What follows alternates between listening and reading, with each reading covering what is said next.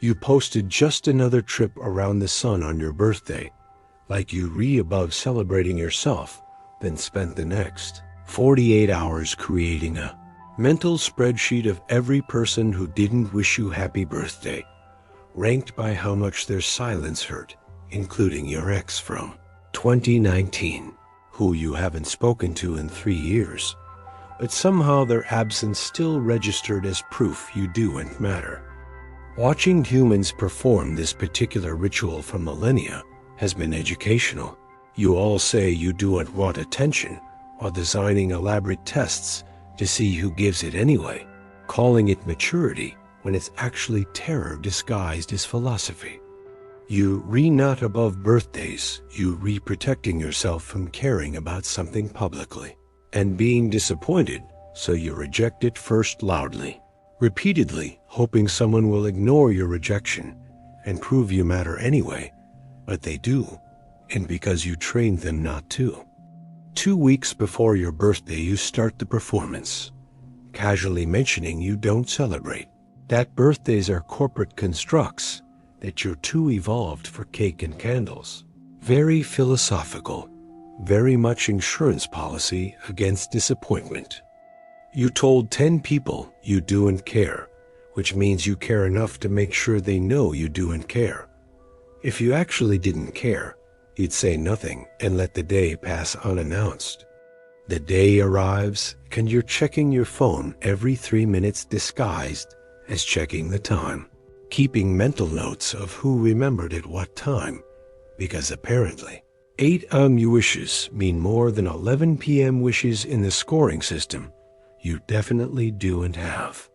Someone posts happy birthday and you reply thanks with one emoji, not too excited because excitement would break character.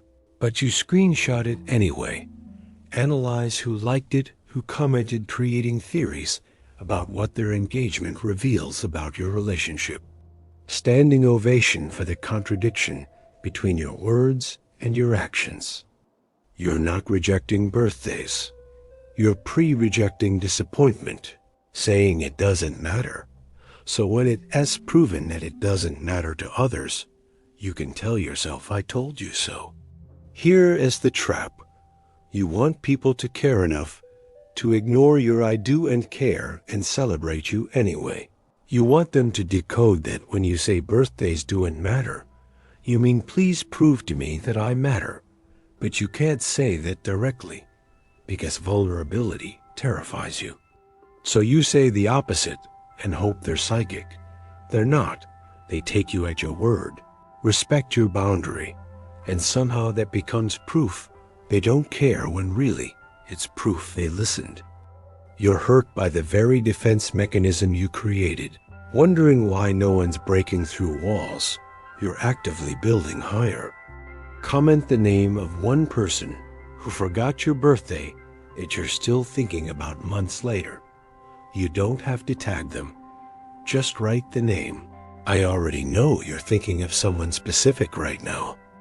Most won't, because admitting you're still counting who forgot. Something that doesn't matter exposes the whole performance.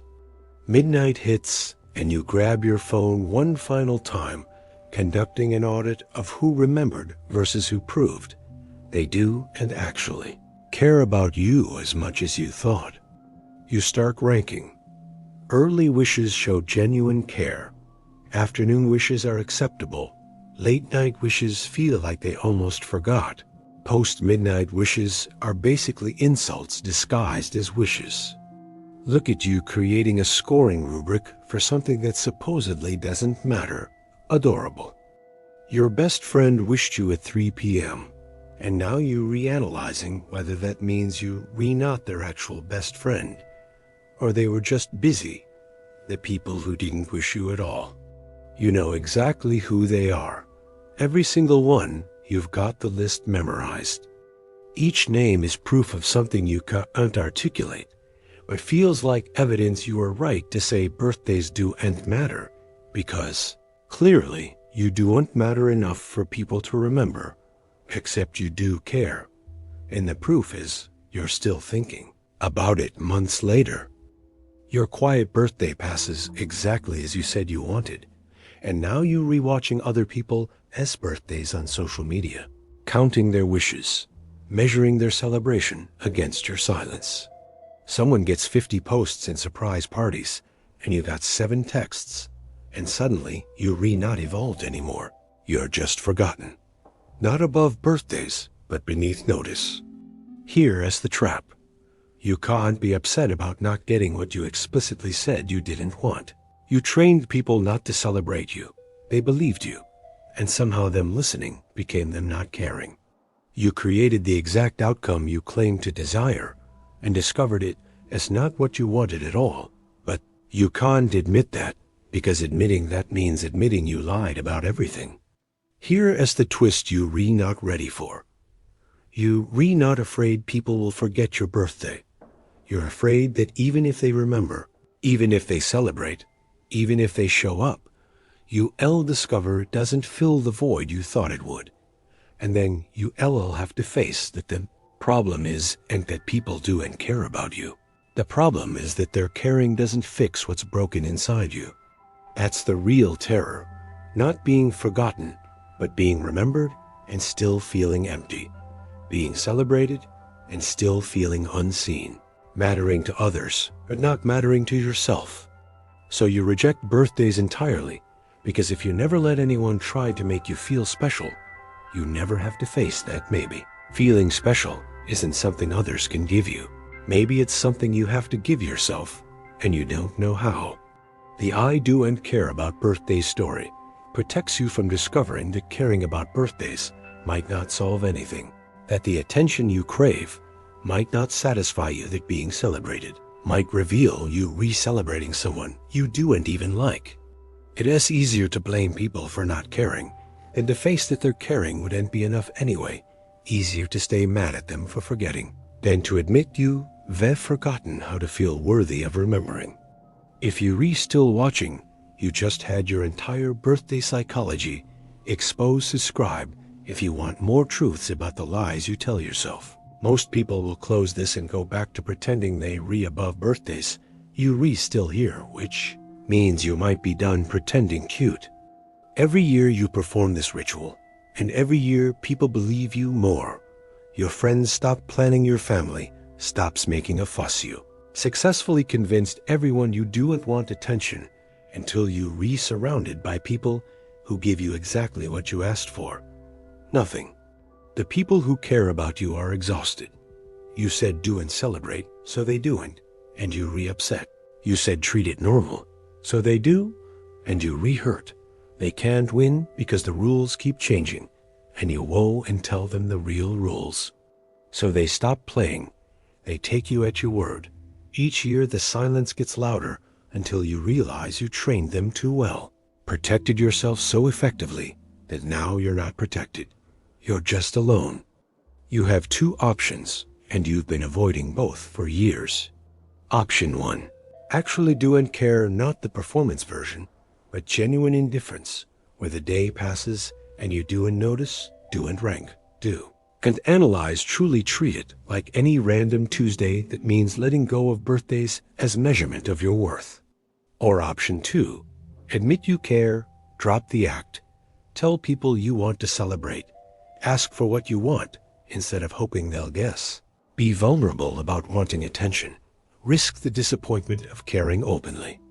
Both require what you're avoiding. Honesty, either honest indifference or honest vulnerability. Either truly not caring or truly admitting you care. Either way, you have to stop living in the gap between what you say and what you want.